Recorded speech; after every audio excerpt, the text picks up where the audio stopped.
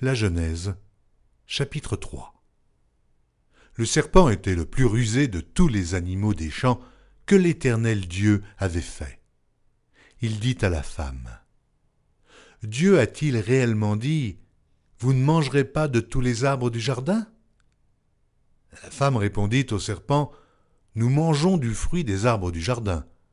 Mais quant au fruit de l'arbre qui est au milieu du jardin, Dieu a dit, « Vous n'en mangerez point et vous n'y toucherez point, de peur que vous ne mouriez. » Alors le serpent dit à la femme, « Vous ne mourrez point.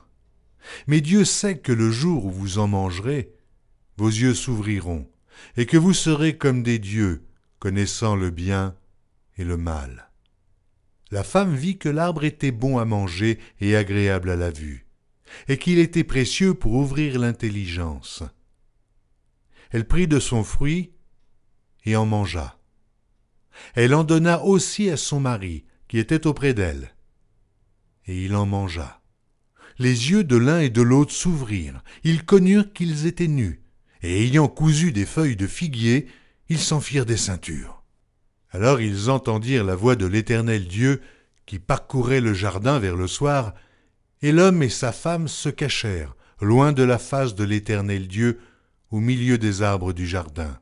Mais l'Éternel Dieu appela l'homme et lui dit, « Où es-tu » Il répondit, « J'ai entendu ta voix dans le jardin, et j'ai eu peur, parce que je suis nu, et je me suis caché. » Et l'Éternel Dieu dit, « Qui t'a appris que tu es nu ?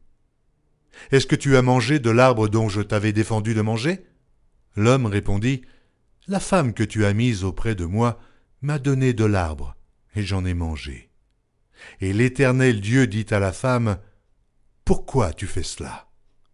La femme répondit, « Le serpent m'a séduite et j'en ai mangé. » L'Éternel Dieu dit au serpent, « Puisque tu as fait cela, tu seras maudit entre tout le bétail et entre tous les animaux des champs.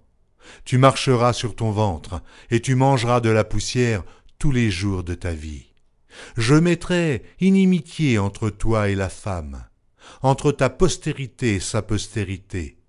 Celle-ci t'écrasera la tête, et tu lui blesseras le talon. » Il dit à la femme, « J'augmenterai la souffrance de tes grossesses.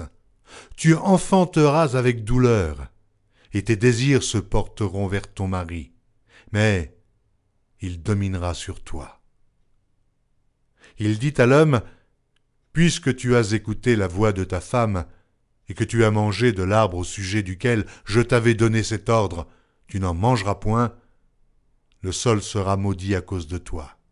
C'est à force de peine que tu en tireras ta nourriture tous les jours de ta vie. Il te produira des épines et des ronces, et tu mangeras de l'herbe des champs. C'est à la sueur de ton visage que tu mangeras du pain, jusqu'à ce que tu retournes dans la terre d'où tu as été pris, car tu es poussière, et tu retourneras dans la poussière. » Adam donna à sa femme le nom d'Ève, car elle a été la mère de tous les vivants. L'Éternel Dieu fit à Adam et à sa femme des habits de peau, et il les en revêtit. L'Éternel Dieu dit, « Voici, l'homme est devenu comme l'un de nous, pour la connaissance du bien et du mal. Empêchons-le maintenant d'avancer sa main, de prendre de l'arbre de vie, d'en manger et de vivre éternellement. » Et l'Éternel Dieu le chassa du jardin d'Éden pour qu'il cultivât la terre, d'où il avait été pris.